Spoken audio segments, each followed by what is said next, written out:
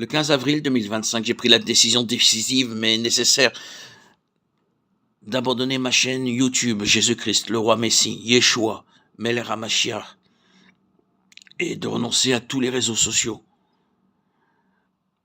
Cette chaîne avait été pendant un certain temps le reflet de mon parcours personnel, de mon histoire spirituelle, de ce que j'ai vécu pour en arriver à la rencontre bouleversante avec le Seigneur Jésus-Christ.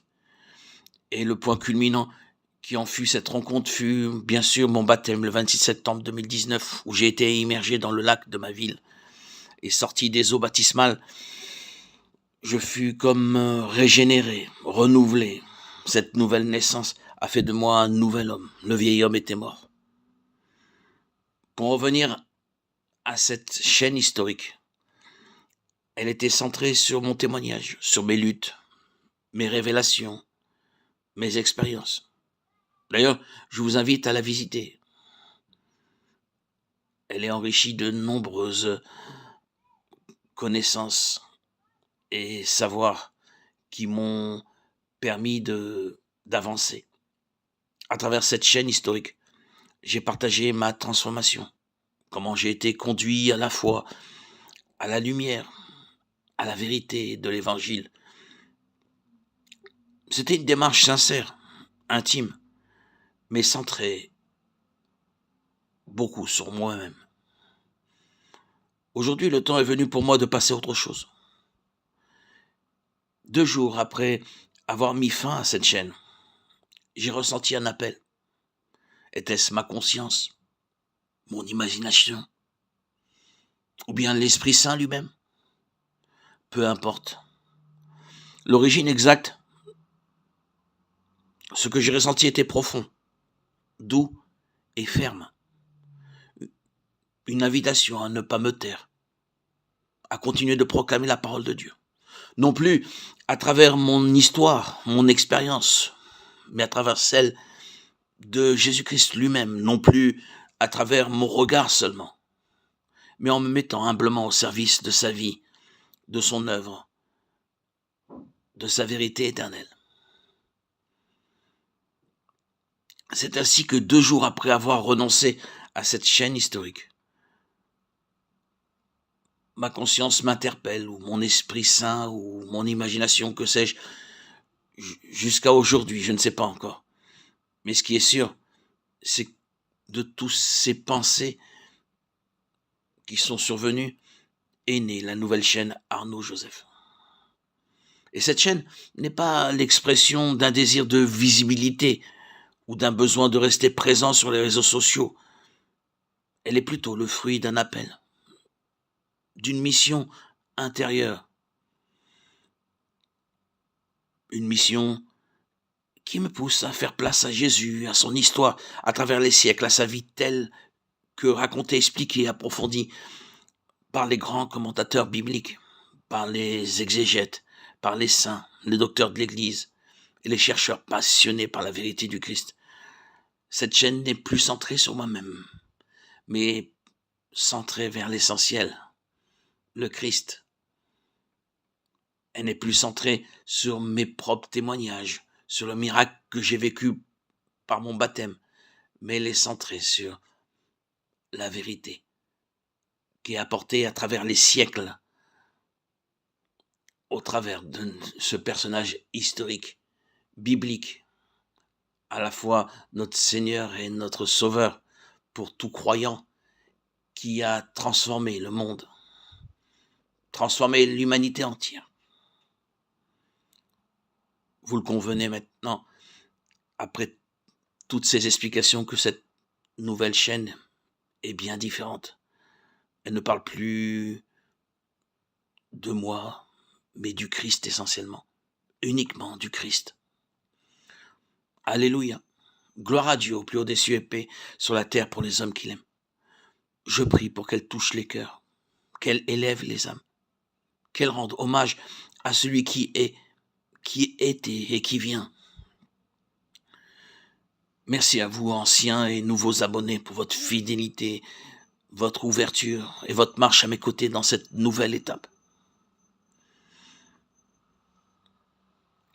Pour ceux qui connaissent mon histoire, après mon baptême le 26 septembre 2019, j'ai vécu une étape marquante.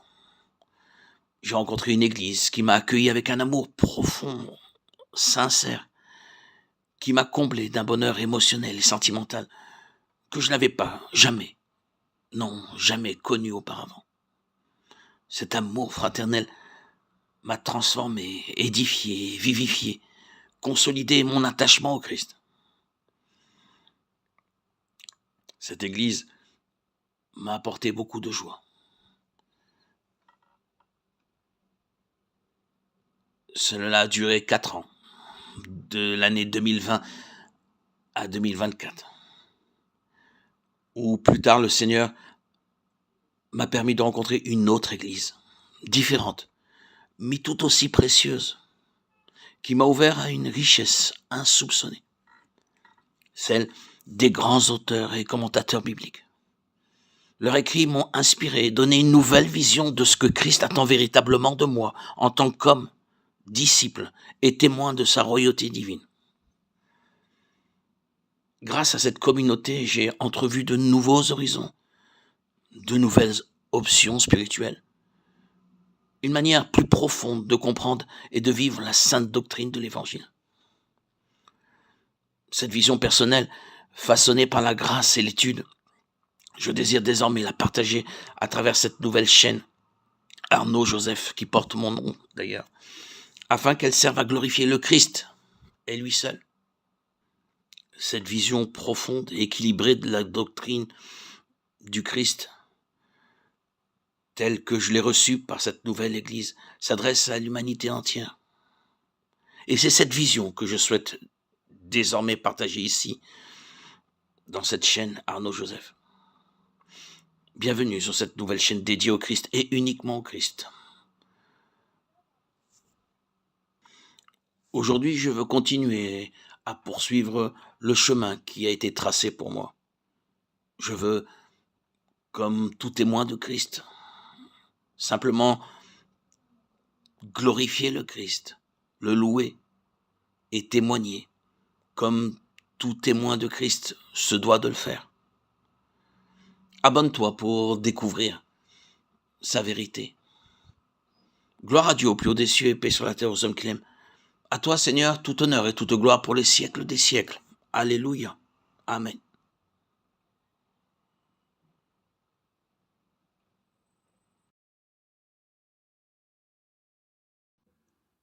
Jésus se rendait dans une ville appelée Naïm. Ses disciples faisaient route avec lui, ainsi qu'une grande foule.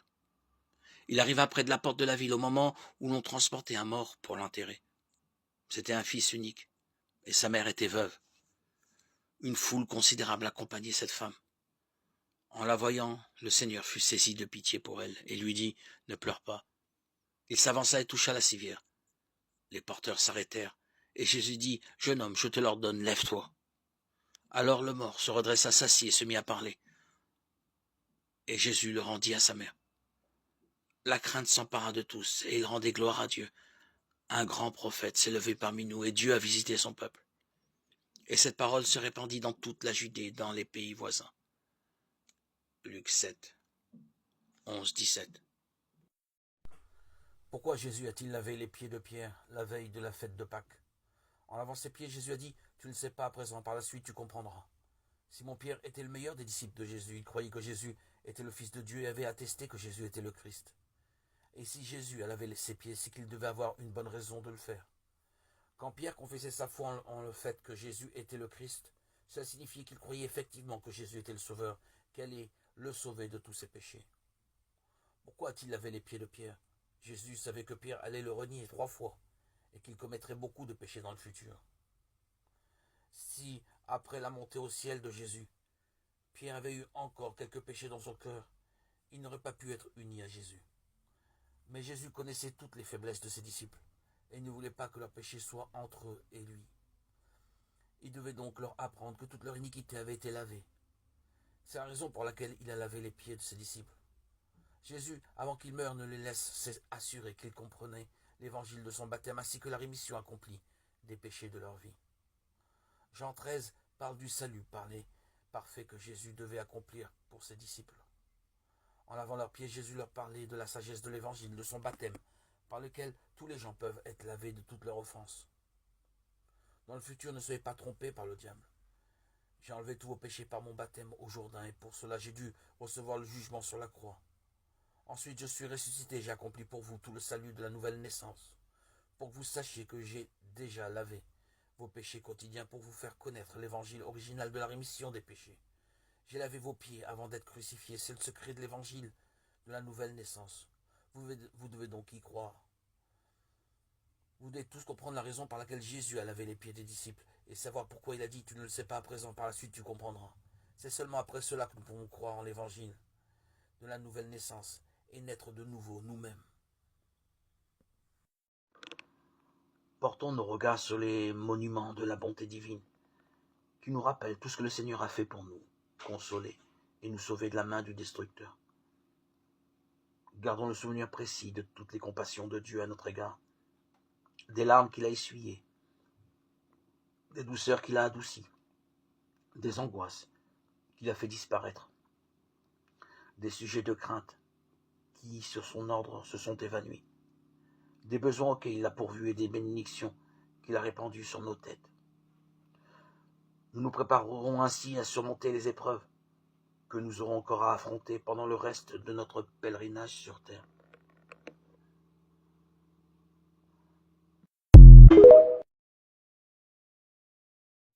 Comme je vis forcément à la place où je suis, en contact fréquent avec les gens du monde, je relâche parfois la règle imposée à ma langue. Car si je maintiens toujours avec la même énergie le contrôle de moi-même, je sais que je vais faire fuir les faibles et que jamais je ne les attirerai à ce que je désire. Alors il m'arrive souvent de les écouter patiemment, même quand ils bavardent. Mais faible aussi, je me laisse aller moi-même quelque temps au bavardage et me mets à dire volontiers des choses que j'écoutais d'abord à contre-cœur. Je trouve plaisir à patauger là où il me répugnait de tomber. Un guetteur, moi. Le guetteur doit vivre à la fois sur les hauteurs et sur ses gardes. Sur le hauteur, sans que l'entraîne de son poids l'amour des choses terrestres. Sur ses gardes, de tous côtés, de peur que ne le frappent de ses traits quelques ennemis dissimulés. Mais il ne suffit pas au guetteur de vivre un haut idéal. Il faut encore qu'il ne cesse pas, par sa parole, d'attirer ses auditeurs à l'idéal et d'enflammer leur âme de l'amour de la patrie céleste. Cela, il le fait bien quand sa parole brûle du feu de sa vie. Une lampe qui ne brûle pas elle-même ne saurait enflammer un objet sous lequel on la place. Aussi, la vérité, dit-elle de Jean, il était la lampe qui brûle et qui brille. Il brûlait du désir du ciel, il luisait par sa parole. Pour assurer la vérité de la prédication, il faut donc l'élévation constante de la vie. La lettre à Tite est adressée à un responsable d'église. Ici, Tite, connu pour être un proche collaborateur de Paul. Par lui, c'est l'église de Crète qui est concernée, plus particulièrement son organisation et sa vie sous l'Esprit Saint. La salutation du début est majestueuse, 1.1.4, ce qui est inhabituel, mais attire l'attention sur les 3 points qui vont suivre. Le premier, 1.5.16, est consacré au choix des anciens et des responsables de la communauté. En dehors de leur qualité humaine, ils ont à lutter contre les enseignements déviants. Le deuxième, 2.1.15, lié à un enseignement vrai, concerne les personnes âgées, les jeunes gens, les esclaves. Tite doit rappeler à tous la grâce de Dieu manifestée en Jésus-Christ. Le troisième point, 3.1.11, s'attarde sur les attitudes qui découlent de l'entrée dans l'Église sous l'action de l'Esprit Saint. Diverses recommandations terminent la lettre avant la salutation finale. 3.12.15.